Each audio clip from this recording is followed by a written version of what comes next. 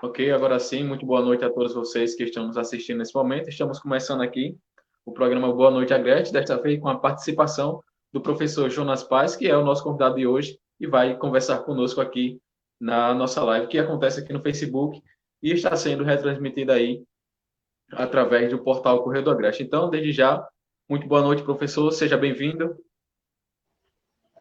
Boa noite, Joás. Fico muito feliz de estar participando aqui dessa entrevista. Fiquei muito contente ao receber o convite. Quero desejar boa noite a todos os espectadores aí que já estão nos assistindo, tá? Espero fazer aqui boas considerações, né? Boas propositivas e a gente fazer um bom debate aqui, uma boa argumentação. Estou aberto aí a perguntas dentro do meu conhecimento. Espero poder respondê-las. Ok. Desejando também muito boa noite aos internautas que estão chegando aí para acompanhar juntamente conosco. E é isso. Daqui a pouquinho iremos trazer aí diversos assuntos para vocês de interesse da coletividade desses municípios também que estão nos assistindo aí. Só lembrando que você que vai chegando, você pode participar conosco, comentando aí abaixo e mandando também a sua pergunta para o professor Jonas, que é o nosso convidado de hoje. Vamos, na oportunidade, abordar diversos assuntos, né? E, com isso, esclarecer, deixar a população ainda mais esclarecida acerca de alguns temas. Então, dando início à nossa conversa de hoje, professor, vamos falar sobre a pandemia, né? Que é um dos assuntos que aí mais repercute, não só no nosso estado, não só no nosso país, mas no mundo inteiro, no qual estamos passando aí nesse momento. Falando acerca dessa pandemia, como se vê essa situação é, encarada, né, por muitos nesse momento. Bem, isso é uma situação que o mundo, de forma geral, ele não estava preparado, né, para sofrer essa pandemia, essa doença que se espalhou de forma muito rápida, né, até mesmo porque é um vírus, né, uma forma viral diferente, né, a qual a espécie humana ela não estava habituada, né, por isso de a gente ocorrer muitas infecções, porque o nosso sistema imunológico ele nunca tinha entrado com essa estipe viral, né? Então, muitas pessoas, por não terem um sistema imunológico é, forte, né, acabam desenvolvendo a forma grave da doença, enquanto outras pessoas elas têm apenas um resfriado, né? Esclarecendo também que esse vírus, né, o SARS-CoV-2, tá? É uma família viral do coronavírus, é uma família que tem mais de 32 tipos virais, né? Pertence à família coronavírus. E esse vírus, o SARS-CoV-2, ele acabou sofrendo uma mutação, né? O nome né, do vírus é SARS-CoV-2 e ele causa a doença que é a COVID-19, tá? Ele é um é, vírus de resfriado, tá? Não é um vírus de gripe, tá? Só que esse vírus ele causa um conjunto de síndromes, né? Se a pessoa não ficar bom na primeira semana, ele acaba se agravando e desenvolvendo outras complicações virais, como pneumonia viral. Ele vai repercutir também no sistema circulatório, causando os problemas circulatórios, como coagulação sanguínea, aí também problemas de regulação da pressão, etc.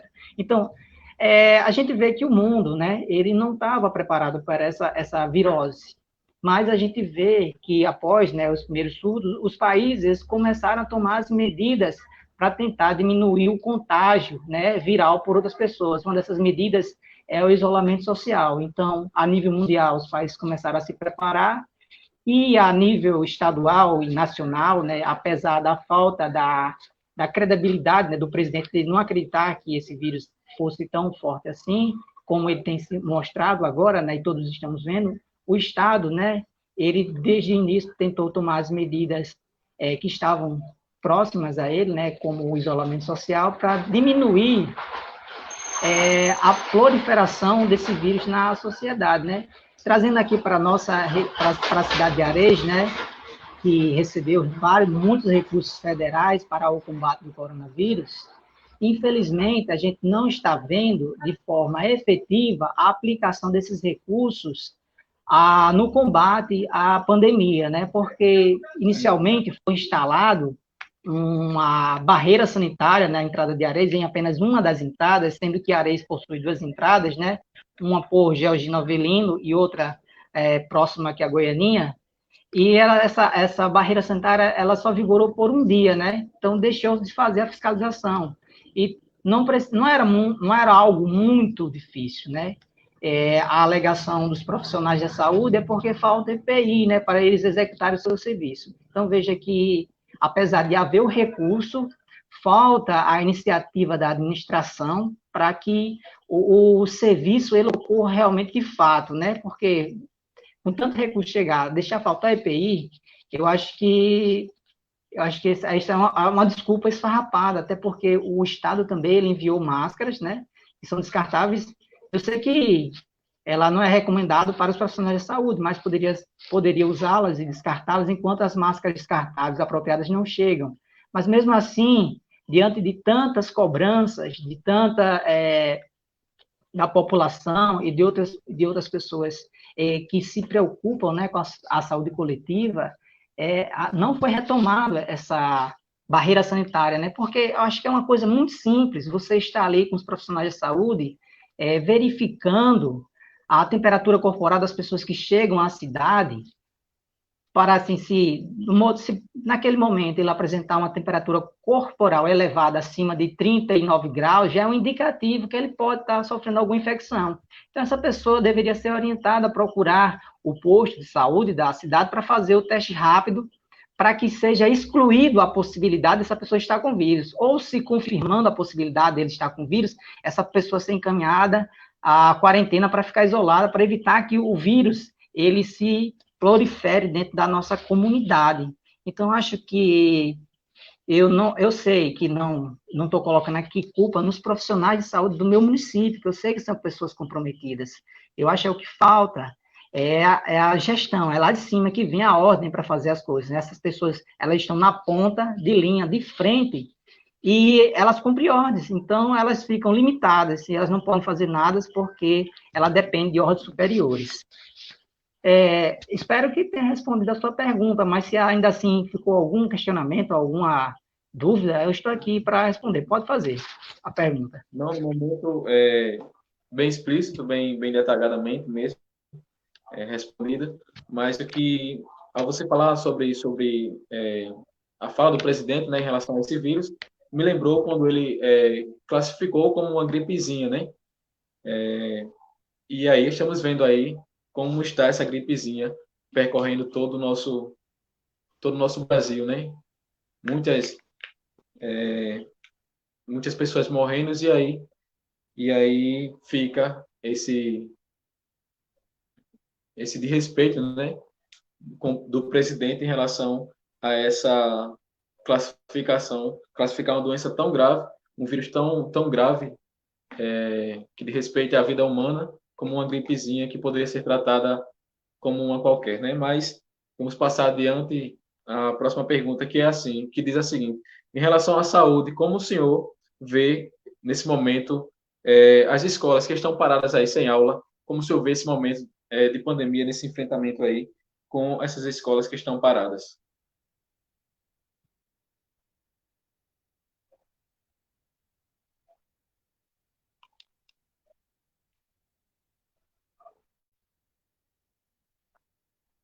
Nós tivemos um problema aí no áudio, não sei se...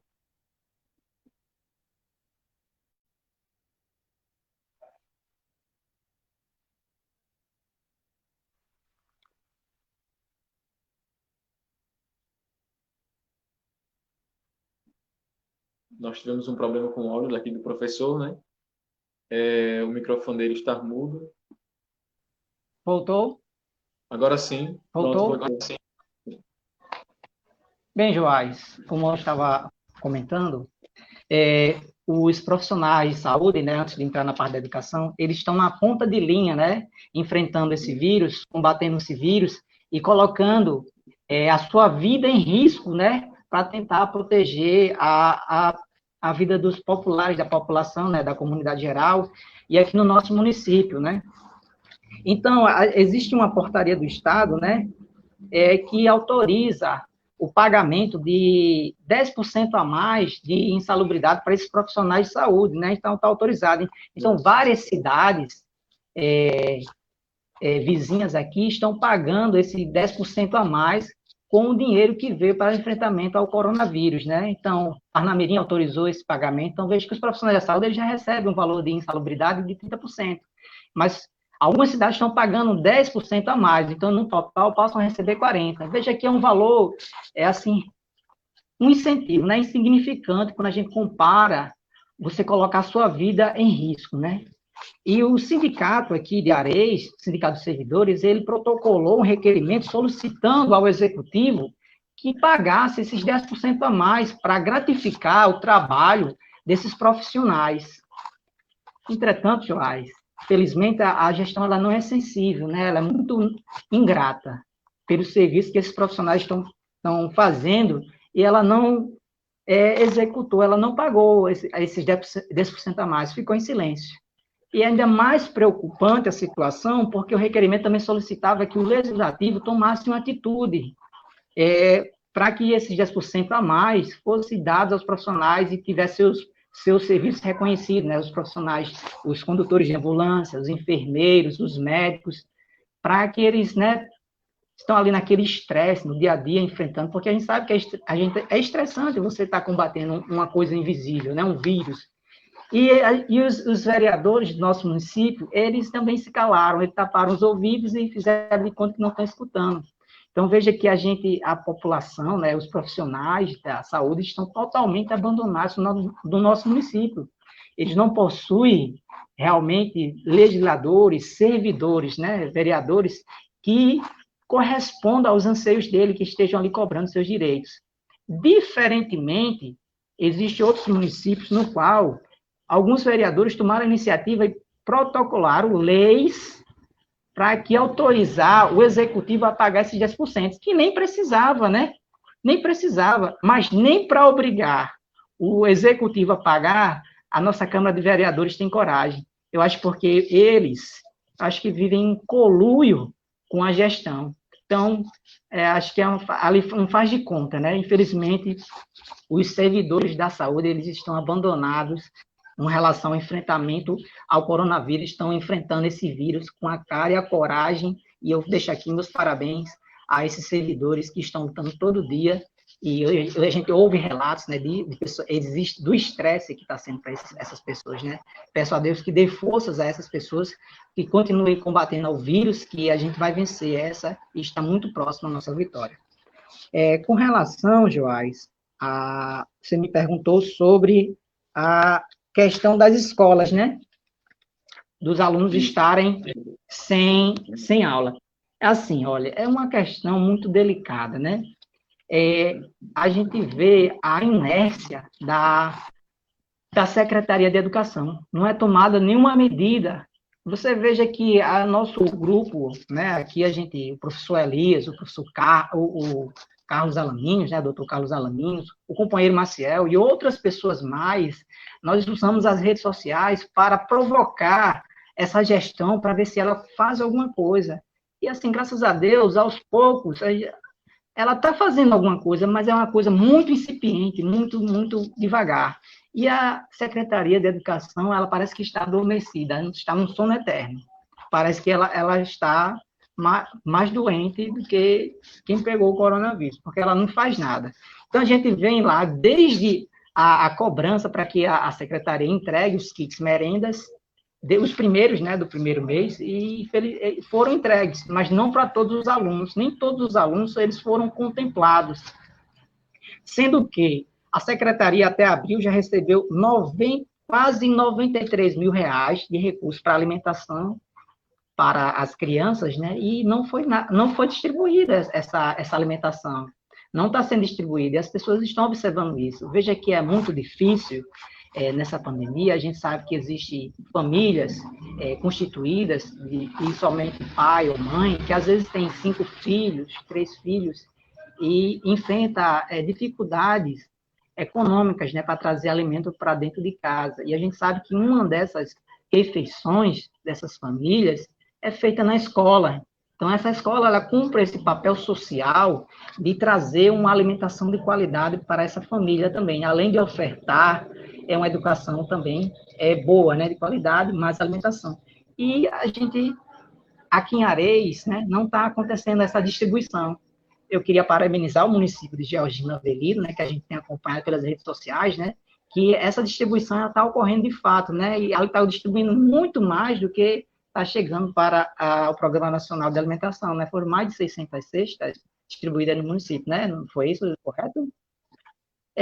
Então, não está sendo distribuída a alimentação que deveria ser distribuída, né, com relação ao ano letivo aqui do município, né, que eu tenho conversado com alguns profissionais de educação,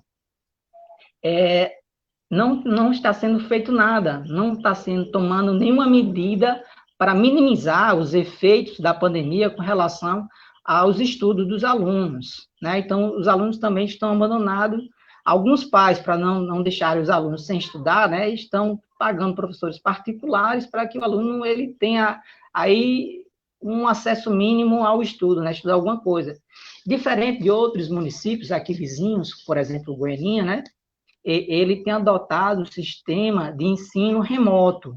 Então, tem feito uma parceria com a família, né, e com a escola e os professores. Então, a gente está fazendo o estudo remoto. Então, por meio de videoaulas ou de trabalhos que são enviados para a escola, ou o professor envia diretamente por meio de uma plataforma, um exemplo seria o Google Sala de Aula, né, que é gratuito, é uma plataforma útil para quem tem, aqueles que têm acesso à internet, e os que não têm acesso à internet, eles vão até a escola para buscar as atividades dos alunos. Assim, dessa forma, os alunos eles não são tão prejudicados por não estarem fazendo nada. Então, vai ter como aproveitar esses estudos remotos quando as aulas voltarem. Espero, assim, o mais breve possível, em julho. E outra coisa, né? Eu não sei o que é que está acontecendo, né? Com tanto dinheiro em caixa, a Secretaria de Educação, quase 93 mil reais de alimentação. No programa de transporte escolar, a gente tem quase 40 mil reais. E do salário educação, a gente tem quase 150 mil reais. E aí, o que é que vai ser feito com esse dinheiro? Né? Quais são os planos? A Secretaria da Educação, ela não apresenta nenhuma proposta de como vai ser gasto esse dinheiro na educação, né? Poderia se reformar escolas, né? Por exemplo, melhorar as estruturas físicas e etc, né? E eu queria entrar em outro ponto aqui, que já que você está na educação, né? A questão da gestão escolar, a gestão democrática, né? Aqui no nosso município, né? Infelizmente, não existe gestão democrática. No município de outros vizinhos, outros municípios já adotam a gestão democrática. Né? O que seria a gestão democrática? É a comunidade escolar escolher o seu representante, o seu diretor, vice-diretor. Por que isso é mais justo? Porque o professor daquela localidade, ele sabe a realidade, ele conhece as famílias, ele sabe como lidar com aquelas famílias. E aqui em Areia, infelizmente, os gestores das escolas, eles são indicações políticas, né? Então, existe essa politicagem no nosso município e está indicando os gestores e descumprindo uma das metas do Plano Nacional de Educação, que é a gestão democrática. Então, essa gestão democrática ela não está sendo assegurada no nosso município. Então, essa é uma cobrança dos professores para que ela seja cumprida e efetivada, né? Visto que é uma das metas do Plano Nacional de Educação.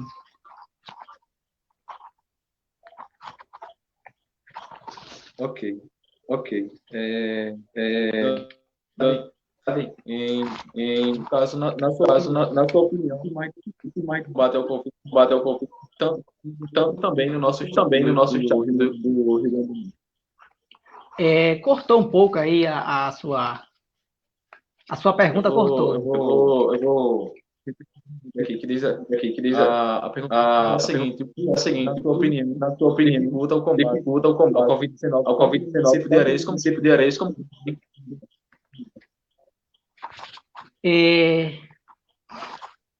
acho que mais dificulta o combate ao coronavírus, né? Eu acho que é a falta de esclarecimento da população. e, infelizmente, quem vai tratar desse esclarecimento, quem deveria tratar, era a Secretaria de Saúde do município. Então, ela deveria estar fazendo campanhas, né, educativas, por exemplo, já que não dá para fazer a barreira sanitária, os profissionais de saúde, os agentes de endemias, poderiam fazer a fiscalização nos, nos comércios de grande movimentação, utilizando os medidores de temperatura de infravermelho nesses pontos, porque assim seria fácil você detectar alguma possível pessoa que estivesse com a infecção, né? Então já dava um direcionamento. Então a gente trabalharia com uma campanha educativa nesses locais, só pela presença do profissional de saúde, as pessoas já se questionariam por que eles estão ali, né? Então a gente fazia a campanha de esclarecendo para prevenir mais, explicar para essas pessoas, e também fazendo a fiscalização, né, a verificação da temperatura corporal, porque é um indicativo de infecção. Qualquer infecção, inicialmente, a gente vai ter a elevação da temperatura corporal. E se a gente conseguir identificar isso no início, a gente consegue identificar essa pessoa que está possivelmente com a infecção viral e colocá-la em isolamento e já de início fazer o tratamento. Porque quando a pessoa ela pega o vírus, o SARS-CoV-2, que é o que causa a doença, ele passa 5 dias assintomático, sem apresentar nenhum sintomas. Mas nesses 5 dias, segundo autoridades médicas, a pessoa já começa a transmitir esse vírus. Então, se você já identificar que a temperatura da pessoa está levemente elevada, já com 38 graus, 38,5, isso já é um indício. Então, já se faz o teste, o PCR, o teste rápido. Se confirmar, coloca essa pessoa em isolamento e assim a gente consegue evitar a disseminação do vírus na cidade. E outra coisa, a gente sabe que o vírus ele tem se espalhado mais pelas regiões periféricas das cidades, de todas as cidades, por causa que nessas periferias, as pessoas de condições econômicas menos favoráveis, em uma casa, às vezes, moram 5 pessoas, né? Então, acho que as campanhas também têm que se intensificar nessas regiões periféricas da cidade. A nível de Estado, a gente tem observado que o governo ele tem feito campanhas, né, nos meios sociais e está tomando medidas, aumentando os leitos hospitalares, né, as UTIs, e agora falta a população realmente se conscientizar, né, porque a gente tem uma elevação da quantidade de casos, começa a baixar, aí as pessoas baixam a guarda, voltam a fazer tudo como faziam antes, e o vírus acaba novamente, tem uma nova onda de picos, né, de elevação da quantidade de casos.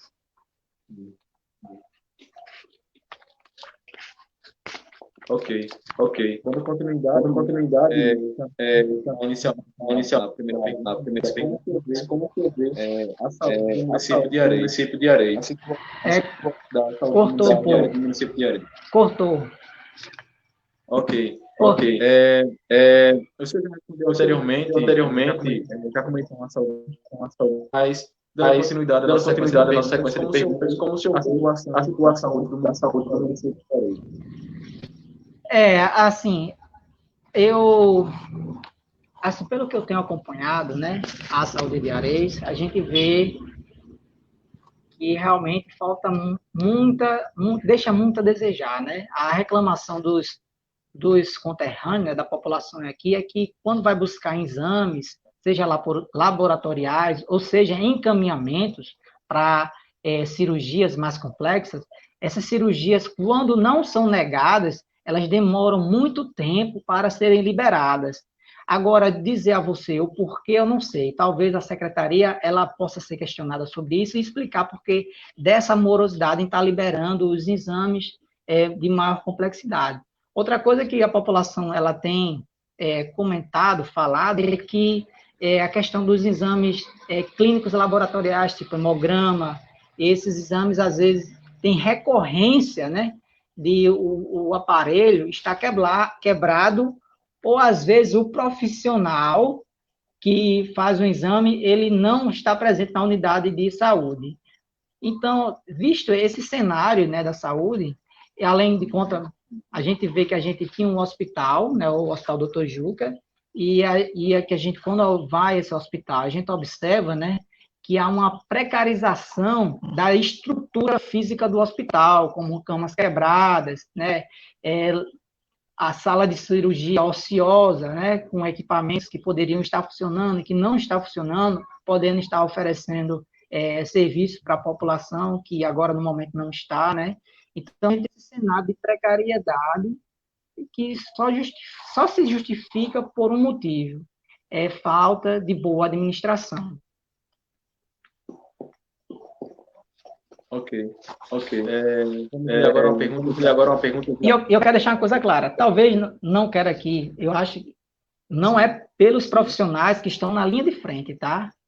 Às vezes é porque precisa da autorização de alguém maior para que ocorra, né, os serviços, né? Então, em vez de que essas pessoas elas ficam amarradas a uma má administração, né, uma administração rancorosa que não quer dar, né, garantir os serviços essenciais básicos, né, os direitos sociais da população de Areias. Ok. Vamos ver agora uma pergunta enviada por um nesse momento. Que conta a seguinte, que no caso relata muitas críticas pela oposição ações tomadas pela saúde municipal no combate ao coronavírus. Você com medidas tomadas pela oposição para ajudar no combate ao coronavírus. Assim, primeiro, eu queria que você repetisse a pergunta, porque cortou bastante, e você falar um pouco mais devagar, aí dá para entender. Por favor. Perfeito. A pergunta é a seguinte: existe muitas críticas pela oposição de Areias em relação a medidas ou posições pela saúde municipal no combate ao coronavírus. Vê como medidas tomadas pela oposição para ajudar no combate ao coronavírus. Primeiramente, eu queria agradecer essa pergunta, tá? Uma pergunta muito pertinente, tá? Teria uma satisfação em respondê-la. É o seguinte, veja bem, quem é a administração é a gestão, tá certo? Então, cabe a ela tomar as medidas cabíveis para diminuir a quantidade de casos, né, novos casos, e tratar os casos diagnosticados. E o que a oposição tem feito? Bem, o nosso trabalho é de denunciar os desmandos e os descasos da gestão atual. E é isso que a gente está fazendo. E, graças a Deus, esse trabalho tem dado efeito. Nós, por exemplo, começamos a denunciar a falta de entrega de kit merenda. O que foi que aconteceu? Alguns dias depois, a gestão se tocou e começou a entregar os kits merenda. Novamente, a gente começou a denunciar a falta de um posto, de uma barreira sanitária na cidade de Areias. Alguns dias depois, o que aconteceu? A gestão, ela se tocou, né? Aceitou a nossa dica, né? E colocou uma barreira sanitária. Infelizmente, que só durou um dia, né? Infelizmente. Então, o nosso trabalho é um trabalho informativo, né? Que a gente está trazendo informações, a gente traz esclarecimentos sobre a doença, tá? Tentando esclarecer a população dentro dos nossos conhecimentos, né? Que não são ilimitados, mas a gente tem trazido e tem denunciado, e o nosso trabalho tem dado efeito, né? Que a gente está vendo, graças a Deus, as coisas acontecendo, né? A gestão, ela acabou, né, por fazer as nossas sugestões. Eu espero que eu tenha respondido a pergunta do colega aí, o companheiro, e estou aqui à disposição. Ok. A próxima pergunta também nos enviada é a seguinte. No momento como esse, não seria mais viável a união de todos em vez de oposição e situação? A primeira coisa, assim, veja só, todas as pessoas, elas pensam diferente, então isso a gente tem que respeitar. Então, não é a questão de se unir em prol. Então, se a gente vê coisas erradas acontecendo, a gente vai se unir com pessoas que fazem coisas erradas? Não, né? Então, a gente faz a crítica quando está ocorrendo coisas erradas, e para que elas sejam sanadas, e como, de fato, em cima das nossas denúncias, a gestão ela tem corrigido seus erros, né? Então, veja que, apesar de pensar diferente, não é dizer que a gente está desunido. Pensar diferente é pensar de uma forma que é diferente da gestão, mas que também é em prol de todos, né? Então, veja que, mesmo pensando diferente, nós temos dado a nossa contribuição para que nós saímos dessa pandemia mais fortes. Ok. Vamos dar continuidade, né? Deixa eu só ver mais uma pergunta aqui para o internauta.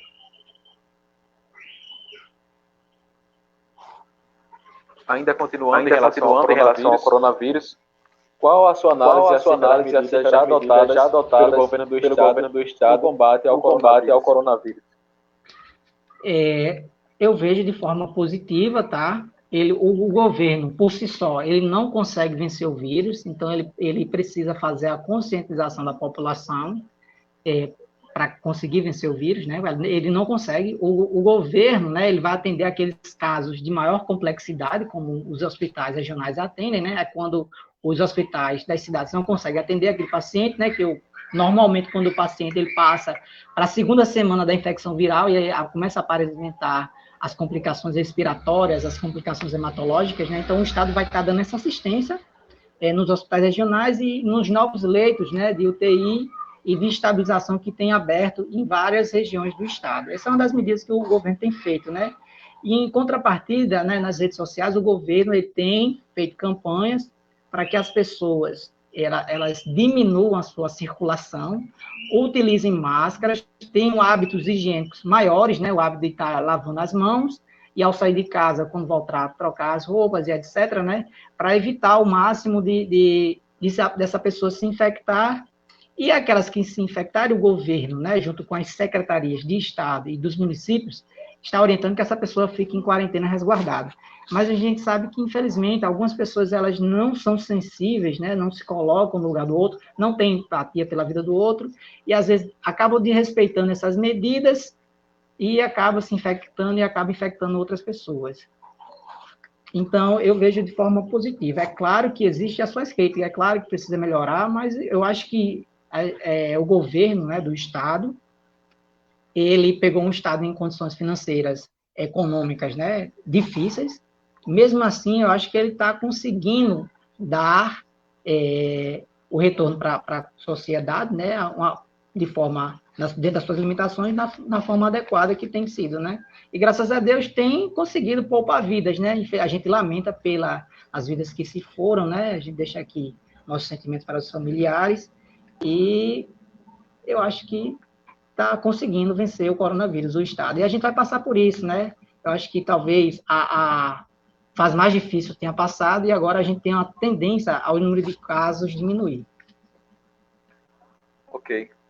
Mudando agora o pandemia, né? Para política. Qual a sua análise acerca das eleições municipais deste ano em Areis? Assim, né? A gente queria falar um pouco sobre a questão da representatividade, né? Tanto no cenário municipal, nacional, no cenário histórico. Porque falar de política é também falar das relações de lutas de classe, não é verdade? Então, a gente tem que analisar todo um contexto histórico que vive, né? Por exemplo, com relação à representatividade do nosso município, né? Aqui a gente nunca teve democracia de fato. Aqui no município de Areia nunca houve. Havia 3 famílias que eram detentoras de partidos políticos do nosso município. Então, veja que a população, né, o povo, ele não tem a oportunidade de participar desses partidos políticos que eram limitados, que só eram controlados pelas famílias, né, pelas elites econômicas, né, comerciantes, né, ou grandes detentores de latifúndios aqui no município de Areia, e não tinha essa representatividade. Hoje, no município de Areia, né, devido a o desenvolvimento social que o nosso país teve durante o governo dos partidos dos trabalhadores, o PT, né? A gente teve um boom aí no desenvolvimento da educação, a ampliação das vagas nas universidades, o aumento da quantidade de institutos federais, então o acesso ao nível superior, que era um monopólio das elites, né? Do Brasil e do município de Areias. Então, hoje, no município de Areias, a gente tem vários estudantes com nível superior, outros com pós-graduação. Então, a cabeça do povo aí, hoje a gente pode falar que hoje tem mais democracia, né? Então, no nosso município, hoje a gente tem um partido, que é o Partido dos Trabalhadores, que é o partido que representa os trabalhadores, e está aberto para todo e qualquer cidadão que quiser se filiar nele. Então, aqui a gente não tem restrição de cor, de classe, de credo, de gênero, sexual, de nada. Então, é que a gente recebe todo mundo, isso é democracia. Então, hoje, o partido, esse partido democrata, eclético. Então, aqui a gente não tem discriminação nenhuma. E acho que quem plantou essa semente aí foi o professor Elias, que trouxe essa representatividade e se coloca hoje como pré-candidato a prefeito. E eu tenho um apoio, uma pessoa apoiada, porque é uma pessoa economicamente estabilizada, não depende de dinheiro, é uma pessoa que visa o desenvolvimento social, que é aquela transformação social, é uma pessoa que, assim como eu, venceu as dificuldades econômicas, né? Eu vim da escola pública, eu enfrentei dificuldade, eu cursei uma escola paga pelo governo, pelo programa do ProUni, numa época que somente os filhos das elites do nosso município de Areias tinham condições de estudar em Natal.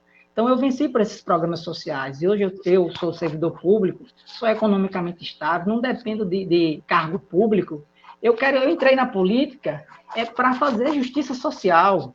Então, assim como o professor Elias, a gente quer a transformação social, a gente quer que os filhos da nossa cidade, os filhos da classe trabalhadora do nosso município, tenham acesso aos serviços sociais que o nosso município não oferta, né? Um transporte universitário de qualidade, uma escola de maior qualidade, tá?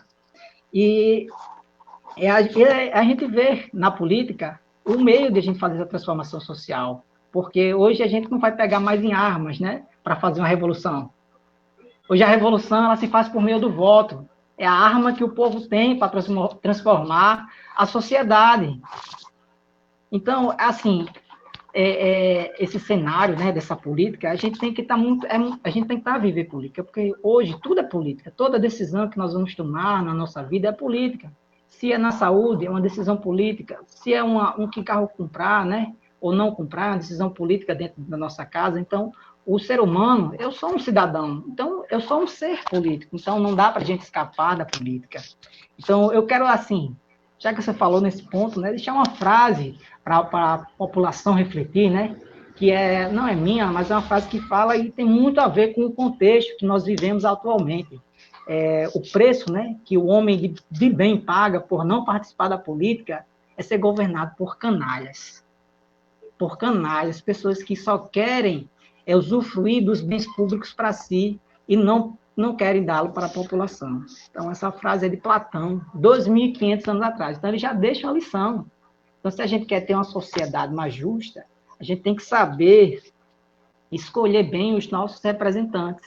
Então, eu me coloquei na política como um legítimo representante da classe trabalhadora, assim como o professor Elias, o professor Carlos, o Carlos Alaminhos, o companheiro Maciel, que é servidor público também.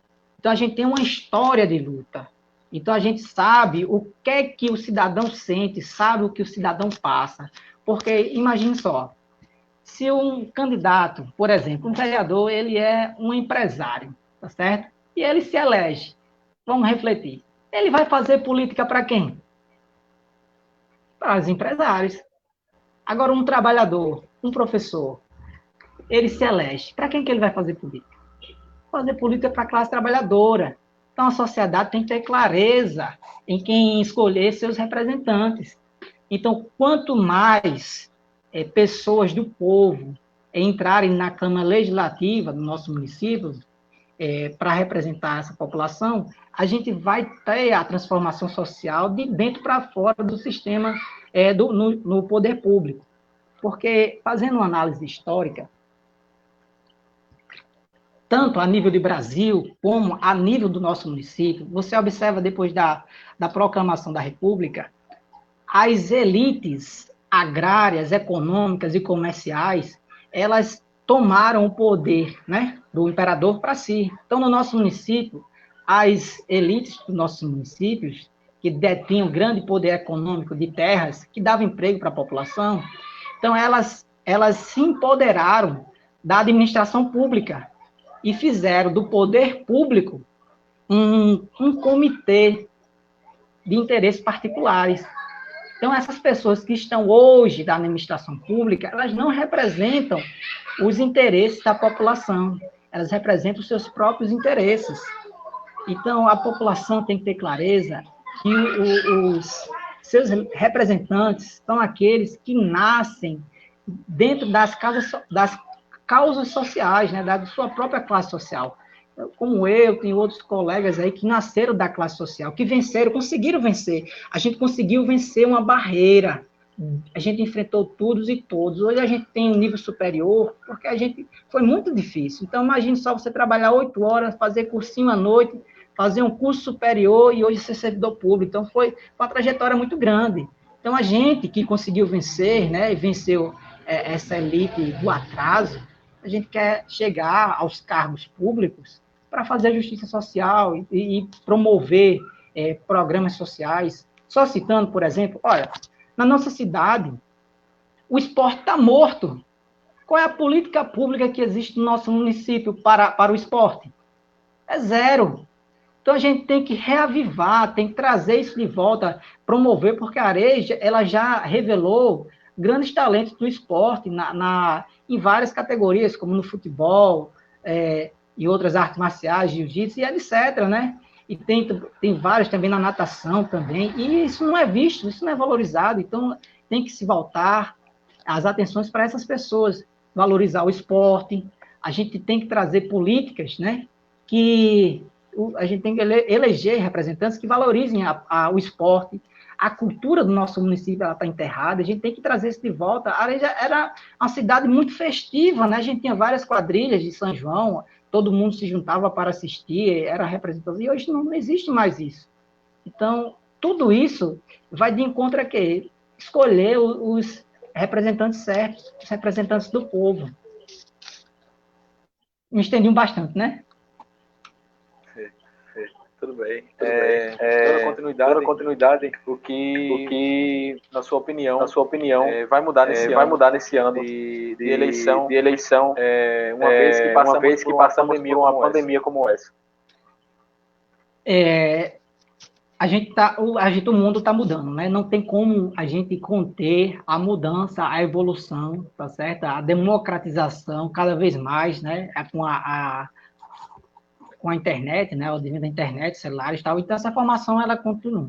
Então, após essa pandemia, claro que a gente vai ter um novo cenário, um cenário de muita aprendizagem, né, que a gente aprendeu, acabou desse isolamento, a gente viu que a gente, né, o ser humano gosta de gente, ele gosta de ficar em contato, né, tem que ter o contato próximo, né, a gente vê tantos casos aí, as pessoas, né, acabam entrando um pouco depressiva por ficarem muito tempo isoladas, né, e nesse cenário de eleição, a gente vai viver um cenário atípico, né, que não vai dar para fazer aquela política, né, de visitação, devido às restrições, né, de deslocamento, e eu vejo que nessa campanha política, o que vai prevalecer realmente serão os meios digitais de comunicação, né, seja por lives, seja por chats e outros meios de comunicação digitais. Eu acho que a campanha ela vai prevalecer nos meios digitais. Ok. No caso, em relação ao que o senhor já tinha falado anteriormente, em relação a entrar na política, no caso, há pretensões do senhor nas eleições deste ano no município de Areias? Sim. Eu tenho pretensões, eu sou pré-candidato a vereador do município de Areias, né? Eu tomei essa decisão porque esse é um direito civil do cidadão, né? Então, todo cidadão ele tem direito de votar e ser votado. Então, eu sou político não por estar político, mas ser um cidadão. Então, ser um cidadão é exercer sua política, né, sua cidadania.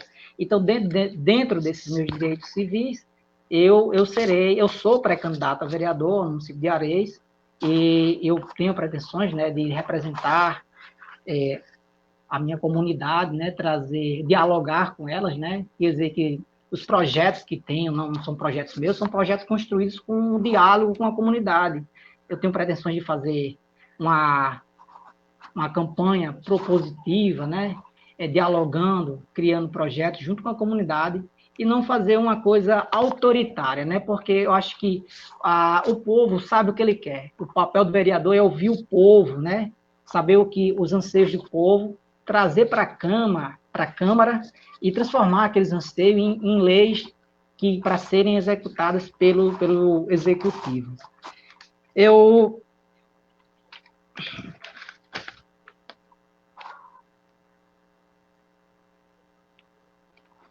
Então, eu vejo que, assim, a gente vive num sistema político democrático, né, representativo. Então, a forma que o povo tem de escolher para representar seus anseios é por meio do voto. Então, a gente faz a revolução por meio do voto. E eu sou um revolucionário.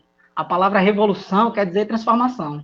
Então, eu quero trazer essa transformação para a Areias, uma transformação positiva, diferente, né, do que a gente vê dessa estagnação do legislativo, né, que tem esse conluio com o executivo para não fazer nada, né? Você observe que, por exemplo, diante dessa pandemia, desse cenário de pandemia, né, a Câmara Municipal, ela não faz nada. Ela já não fazia. Veja bem, que a Câmara, atualmente, ela se distancia dos anseios da população. E eu vou provar isso para você. Algum tempo atrás, as reuniões da Câmara, que são apenas uma reunião por semana, ela ocorria às 3 horas da tarde. Não bastante, essa reunião ela passou a ocorrer às 8 horas da manhã. Agora, me diga, qual é o cidadão que acompanha as leis do seu município, que assiste às sessões, vai poder, em horário de trabalho, comparecer às sessões? Então, veja que há um distanciamento proposital da Câmara de Vereadores dos cidadãos de Areias. Então, parece que eles querem fazer algo totalmente escondido para que a população não possa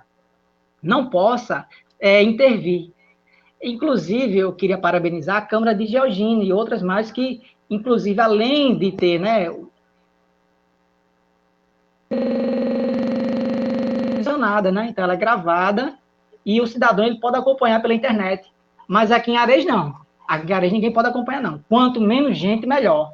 Inclusive, as coisas aqui são feitas às escuras, tudo escondido. Já que você citou, quero relatar aqui com relação a um projeto de lei que foi aprovado na Câmara, que é um projeto de lei orçamentária que aprovou um projeto de cerca de R$330 mil para a construção de um centro de velório. Então, veja bem, eu sou servidor público, eu sou professor, e eu estou trabalhando na quarentena, mas os vereadores de Areias não podem fazer sessões online.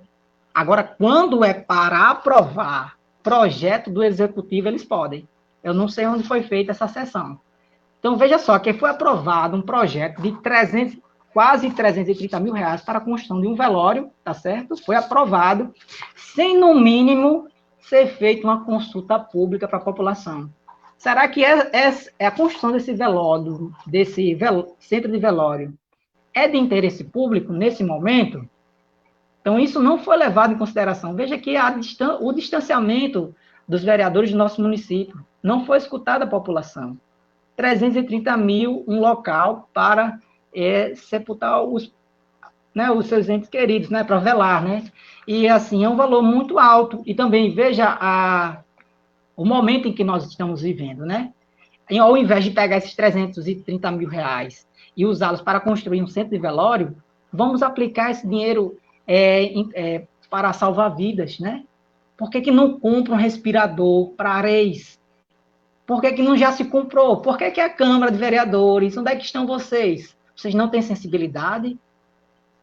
Por que não já comprou um ventilador, uma UTI para o Hospital Dr. Juca? Eu acho que esse valor aqui, eu acho que R$27 mil dava para comprar, mais ou menos, eu estou fazendo uma estimativa de preço, né? Não sei o valor atualizado, mas eu acho que dava, com R$330 mil dava para comprar uma UTI para o Dr. Juca ou um aparelho de respiração artificial. e isso não foi levado em conta, mas foi aprovado.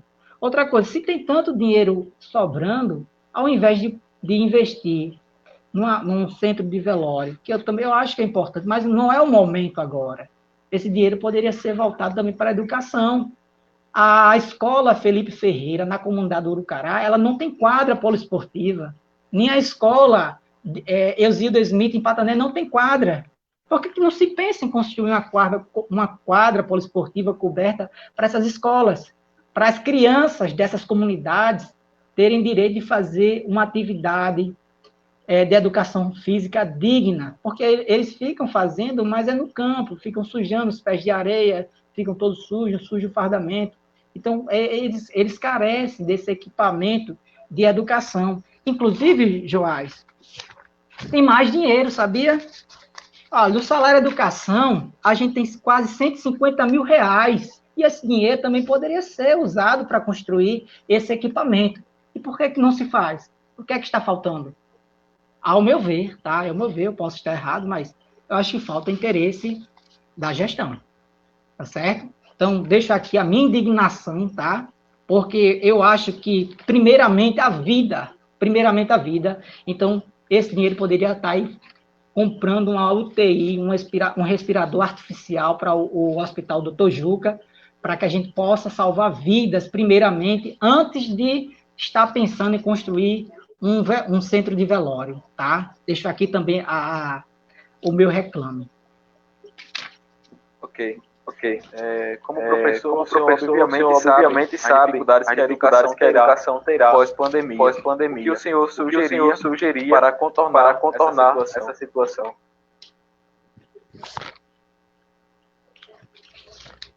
Assim, toda a economia ela vai sofrer pós-pandemia, né? A gente sabe que vai ter menos recursos. Mas eu acho que sempre faltou recurso para a educação, né? E a gente sabe que vai ter dificuldade. Mas gasto com educação não é gasto, é investimento. Tá certo? Então veja que o Japão, após guerra, era um país arrasado. E o que, apesar de estarem arrasados, a educação foi onde eles mais investiram, apesar da escassez de recursos. Então, eu sei que vai ter dinheiro escasso, mas investimento em educação não é gasto com educação não é gasto, é investimento. Então, eu acho que tem que se procurar, né, meios alternativos, que a gente tem o Fundeb e tem outros meios, né, de financiamento que podem estar dando esse suporte, né? A gente pode ter o remanejamento de recursos de outras pastas para dar suporte à educação. Espero ter respondido a sua pergunta. Se ficou alguma dúvida, pode perguntar. Ok. Dando continuidade, é possível avaliar alunos mais afetados, como, por exemplo, nível fundamental ou médio? Todos foram afetados de alguma forma, né? Mas a gente vê que os alunos do infantil, eles foram os mais afetados.